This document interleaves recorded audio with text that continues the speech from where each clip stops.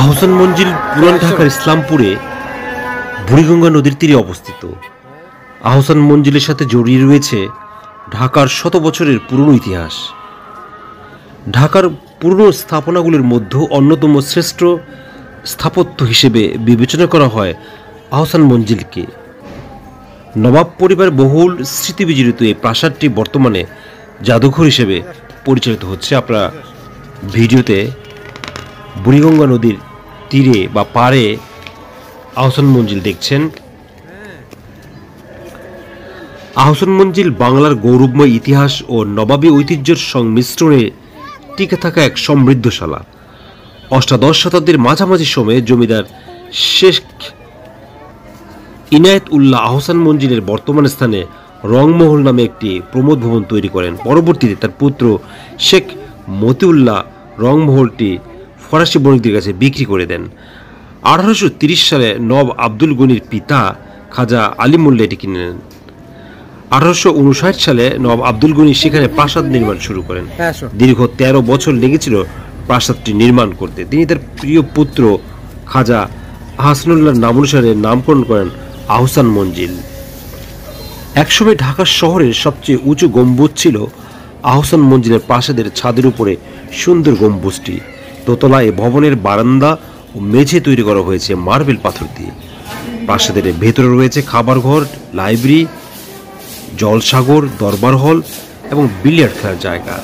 আর প্রাসাদের দোতলায় রয়েছে অতিথিদের খাবার কক্ষ, বৈঠকখানা, নাচঘর, গ্রন্থাগার, আরও কিছু বসবাসের কক্ষ।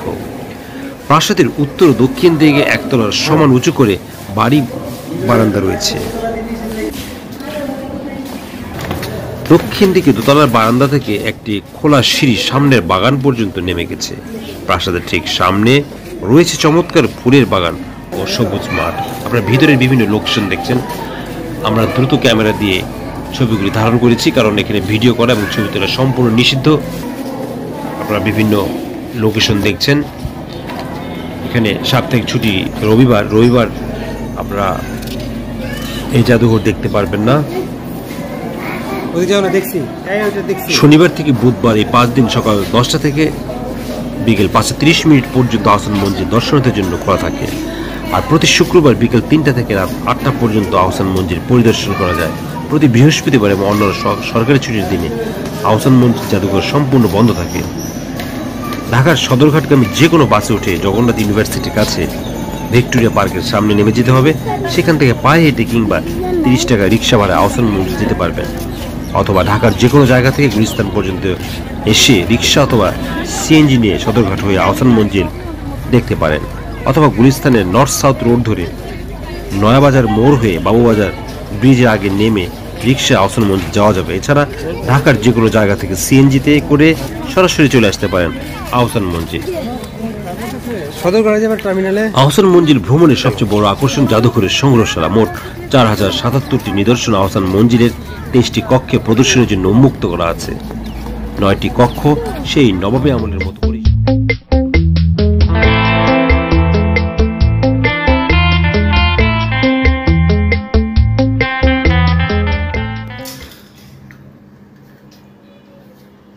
আজ আপনাদের দেখাবো লালবাগ কেল্লা। লালবাগ কেল্লা রাজধানী ঢাকার বুড়িগঙ্গা নদীর তীরে পুরান ঢাকার লালবাগ এলাকায় অবস্থিত, যেটি সম্রাট আওরঙ্গজেব লালবাগ কেল্লা নির্মাণের পরিকল্পনা গ্রহণ করেছিলেন। তিনি পরিকল্পনা গ্রহণ করলেও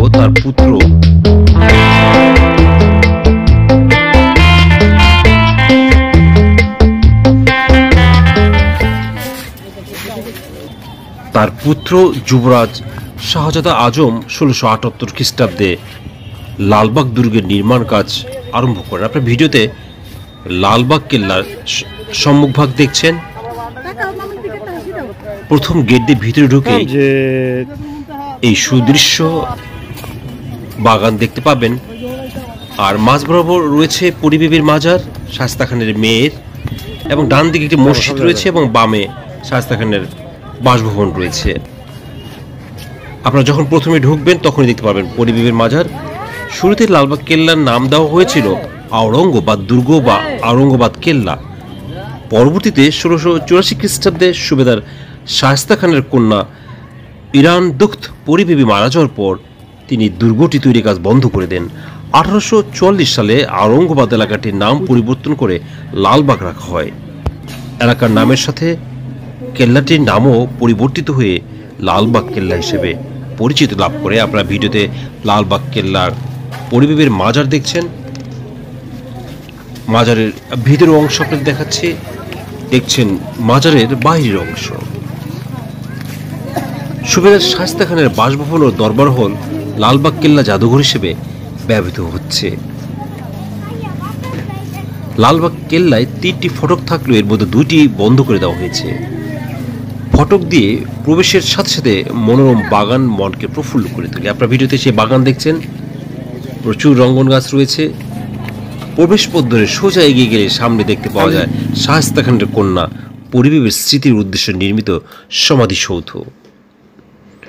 সমাধিসৌধটি বর্গাকৃতির এবং এর প্রত্যেক বাহুর দৈর্ঘ্য 20.2 মিটার। মার্বেল পাথরের তৈরি সমাধিসৌধটি অনন্য কারুকার্যপূর্ণ এবং মূল সমাধিসৌধের উপরে আবার পাত দিয়ে মোড়ানো একটি কৃত্রিম গম্বুজ রয়েছে।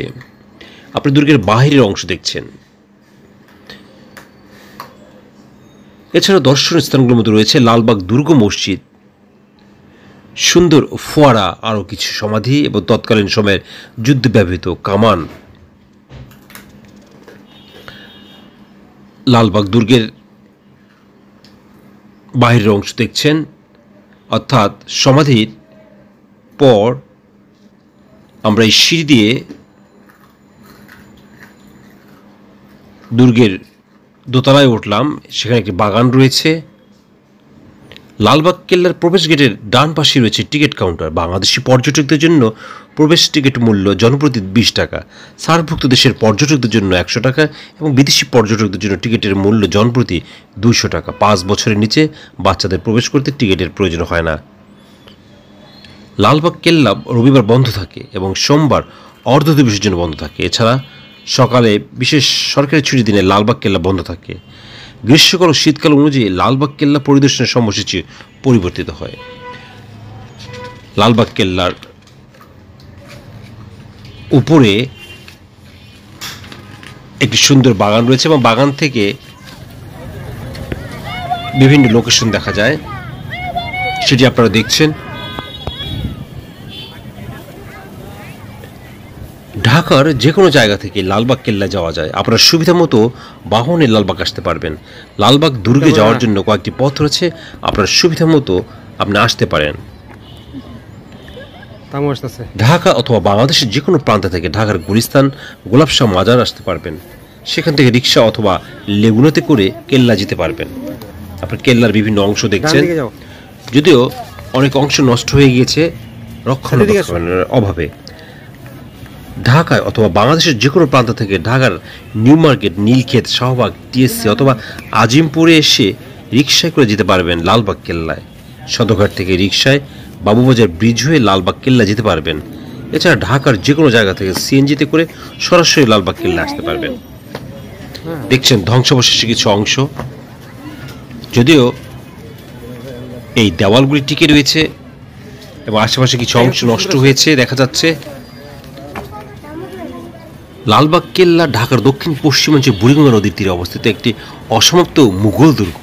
এটি নির্মাণ কাজ শুরু হয়েছে 1678 সালে মুঘল সুবেদার মোহাম্মদ আজম শাহ কর্তৃক, যিনি ছিলেন সম্রাট আওরঙ্গজেবের পুত্র এবং পরবর্তীতে নিজেও সম্রাট পদপ্রাপ্ত হয়েছিলেন।